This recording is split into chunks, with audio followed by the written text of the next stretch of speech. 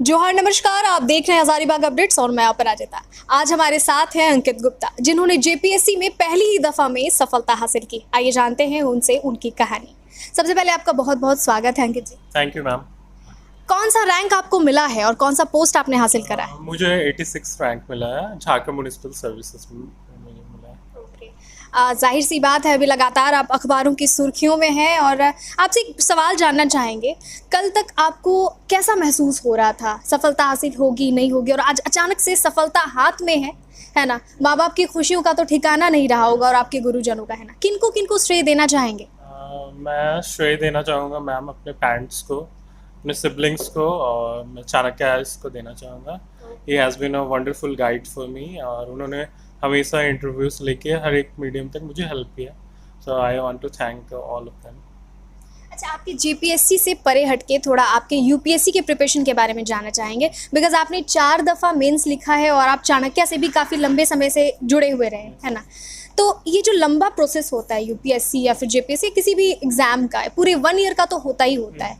उसमें प्रीलिम्स होता है, मेंस होता है, इंटरव्यू होता है। ये जो लंबा दौर है, सिलेबस तो बुक्स में मिल जाएंगे, लेकिन सामने जो अभ्यर्थी देख रहे हैं, जो लोग देख रहे हैं, वो जानना चाहेंगे कि खुद को इतने लंबे वक्त तक मोटिवेटेड कैसे रख सकते हैं। मैंने फर्स्ट टाइम 2018 में दिया था अपना यूपीएससी, जब मैं 21st ईयर का हुआ था। तो फर्स्टली मैंने प्रीलिम्स दिया तो बहुत खुशी हुई।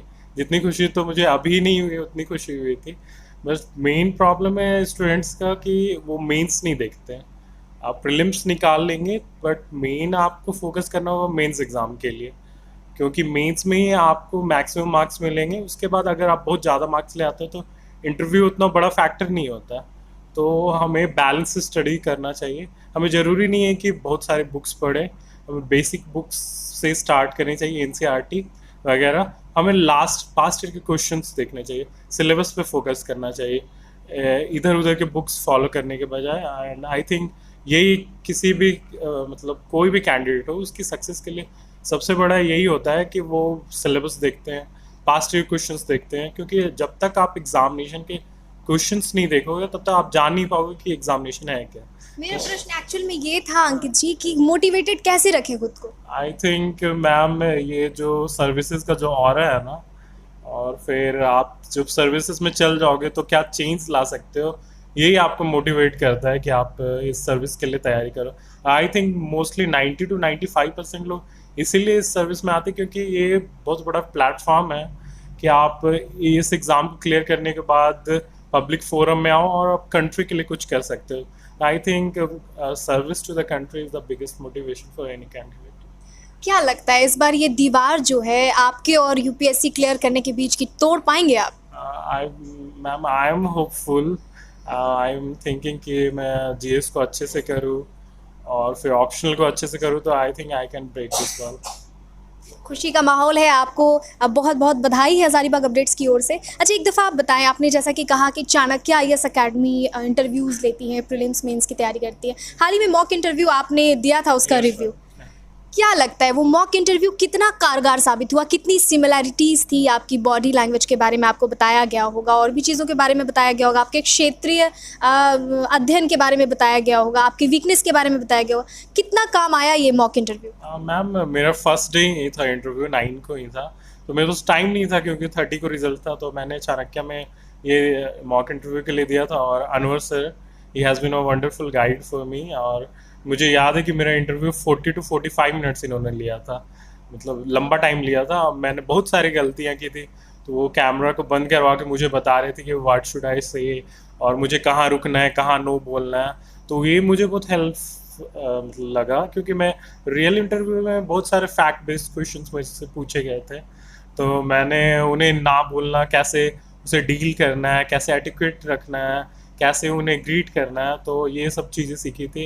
एंड मुझे लगता है कि मेरे इंटरव्यू में बहुत बड़ा रोल रहा चाणक्य आईएएस अकेडमी का। यानी कि अगर कोई भी स्टूडेंट जो भी देख रहे हैं, अगर इंटरव्यू के पहले मॉक इंटरव्यू देते हैं तो ज़रूरी एक मार्गदर्शन मिलेगा उन्हें। Yes ma'am. फॉर एग्जांपल मुझे हमें पता नहीं रहता कि कैसे, जैसे अगर आपको कोई क्वेश्चन नहीं आता तो आप कैसे उन क्वेश्चन को डील करें, या फिर कैसे शालीनता से ना बोलें। Yes ma'am. हाँ, तो ये सब हमें जब तक मॉक इंटरव्यू आप नहीं देंगे तब तक आपको पता नहीं चलेगा। तो ये तो मुझे लगता है कि इंटरव्यू के पहले मॉक इंटरव्यू बहुत हेल्प करता है। अभी कैसा फील हो रहा है Ankit? I am happy ma'am, but I am think कि UPSC is the main goal, so मैं उसके लिए तैयारी कर रहा हूँ। तो जब तक यूपीएससी नहीं निकलेगा तो आई डोंट थिंक कि मैं यानी पूरी तरह से जेपीएससी रिलैक्स की हो इस जाऊँगा। सफलता को आपने पहली सीढ़ी मानी है, अपनी मंजिल नहीं मानी है। यस मैम, मंजिल तो अभी दूर है। मंजिल अभी दूर है। अच्छा, इतने छोटे शहर से, हज़ारीबाग जैसे शहर में आपने जेपीएससी पहली दफ़ा में क्लियर कर लिया है। कैसे ये चीज़ संभव हो पाया, या जो लोग देख रहे हैं आपको, जिनके अंदर आकांक्षा है कि नहीं मैं भी कुछ कर गुजरूं, है ना, इस क्षेत्र में, क्या उनको आप संदेश देना चाहेंगे? फर्स्टली कि आप ड्रीम बिग करें, आप हमेशा ड्रीम बड़ा सोचें, क्योंकि मैंने भी अपनी ग्रेजुएशन और स्कूलिंग सब कुछ हजारीबाग से ही की है। पर अगर मैं सोचूंगा ही नहीं कि यूपीएससी या जेपीएससी की तैयारी करनी है तो मैं कर ही नहीं पाऊंगा। तो हमेशा बड़ा सोचें, अपना गोल बनाएं। जब भी कोई भी एग्ज़ाम को अप्रोच करें तो आप पहले उसका सिलेबस देखें, उसके पास्ट के क्वेश्चंस देखें। जब तक आप जानोगे नहीं किसी भी एग्ज़ाम को, तब तक आप उसके लिए प्रिपेयर नहीं कर सकते हो। और सही फॉर दिशा में प्रिपरेशन यस मैम, और there are coaching centres, for example Chanakya, he has been a wonderful guide for me for last few years, और उन्होंने मुझे बहुत हेल्प किया। इवन इन मॉक इंटरव्यू में उन्होंने बहुत हेल्प किया, और लास्ट सिलेक्शन के टाइम भी वो साथ में थे। तो आई थिंक कि guidance is plays the very big role in selection process और प्रिपरेशन प्रोसेस। तो आपको अगर एक वंडरफुल गाइड मिल जाए तो वो हमें बहुत हेल्प करता है प्रिपरेशन के लिए। अभ्यर्थियों का मानना होता है कि भाई इन प्रिपरेशन के लिए, बड़े बड़े प्रिपरेशन के लिए, क्योंकि यूपीएससी तो इंडिया का बहुत बड़ा एग्ज़ाम है, सबसे बड़ा एग्ज़ाम है, इन सारी चीज़ों के प्रिपरेशन के लिए दिल्ली ही भागना होगा। तो क्या ये सच है? क्योंकि आप तो सामने साकार रूप में प्रस्तुत हैं भाई, कि छोटे शहर हज़ारीबाग से आपने सारी ही तैयारियां की हैं, अपनी स्कूलिंग की है, कॉलेजेस करा है आपने, और फिर प्रिपरेशन भी करा है। तो क्या दिल्ली जाना ही ये है, या फिर यहाँ पे भी बेनिफिशियल है रहना, क्योंकि यहाँ पे भी उसी क्वालिटी और क्वांटिटी में चीज़ें मिल रही हैं? मैम, मुझे तो नहीं लगता कि आपको दिल्ली जाने की ज़रूरत है। आई थिंक कि कोई भी कहीं से भी निकाल सकता है, आपको बस एक गाइड की ज़रूरत है। कोचिंग सेंटर्स भी आपको कोई भी ये नहीं बता सकता कि आपको कितनी देर पढ़ना है ये, या कैसे प्रिपरेशन करनी है, वो तो सेल्फ से आएगी। I think coaching plays a role, but वो प्ले करता है गाइड के रोल में। और मुझे लगता है चाणक्य जैसे जो कोचिंग इंस्टीट्यूशन है वो हज़ारीबाग में ही है। आई थिंक इनकी पढ़ाई दिल्ली की कोचिंग के लेवल की है। सो आई डोंट थिंक कि मुझे बाकियों को दिल्ली जाना चाहिए। मुझे लगता है हज़ारीबाग में भी प्रिपरेशन करेंगे, और आपने मुझे ही देखा कि मैंने यहीं से प्रिपरेशन की, तो जाहिर सी बात है। ये प्रॉब्लम कोई जाना कोई ये नहीं है, इशू नहीं है। आप यहीं से प्रिपरेशन कर सकते हैं। अच्छा, कई लोगों की मान्यता होती है कि नहीं, बहुत घंटे पढ़ना होता है, 12 घंटे 15 घंटे पढ़ना होता है, सोशल मीडिया से दूरी बना के रखनी होती है।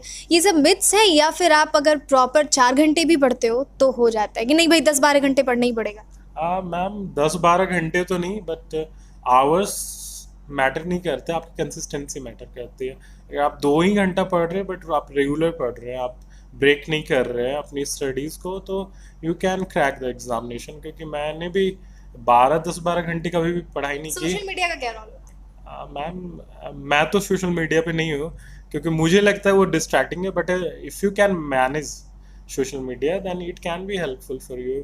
ये कनेक्शंस बनाने के लिए बहुत अच्छा, अपने फ्रेंड्स से बात करने के लिए अच्छा है। बट लेकिन डिस्ट्रैक्ट करता हाँ, है। Yes, it is distraction, but आपको मैनेज करना आना चाहिए। Anything can be a distraction for you, but if you can manage it well then it can help you. घर वाले कितने खुश हैं? They are happy, but my sister is happy because she used to tease me a lot कि तुम तो बेरोजगार आदमी हो because siblings are like that. So, but she is very happy. Everyone is happy.